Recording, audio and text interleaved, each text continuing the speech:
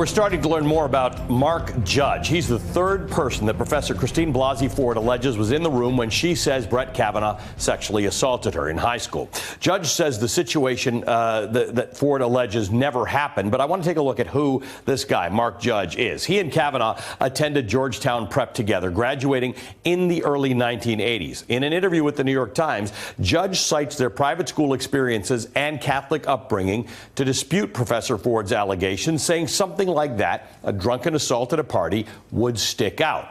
But Judge's own writings recount hazy, drunken partying, including a bachelor party featuring a music teacher, students chugging beer, and all of them being, quote, entertained by the stripper. His other book, entitled Wasted, Tales of a Gen X Drunk, talk about a Bart Kavanaugh getting drunk and vomiting in the backseat of a car, leading to speculation that the passage uses a pseudonym for Brett Kavanaugh. And Judge's high school yearbook quote appears to endorse violence against women, and at least one other caption in the yearbook seems to make light of the issue, all things Judge would have had control over as the yearbook's caption editor. Later in life, according to Judge, he found the error of his ways, getting sober, getting back into religion, and briefly teaching at Georgetown University. But he also advocated for a, quote, ambiguous middle ground when it comes to consent and what he called, quote, the wonderful beauty of uncontrollable male passion. It's the discrepancy in Judge's defense of Kavanaugh that they were good Catholic private school boys just playing sports and doing schoolwork against his other writings about the same time, where Judge says he drank heavily, quote, lusted after girls,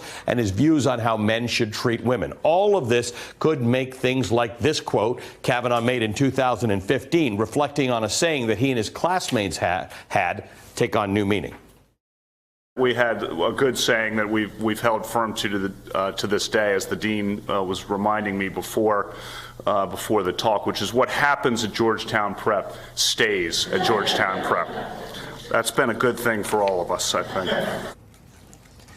All right, that's what I'm just taken. One more time. The wonderful beauty of uncontrollable male passion. Of uncontrollable male passion. Yeah.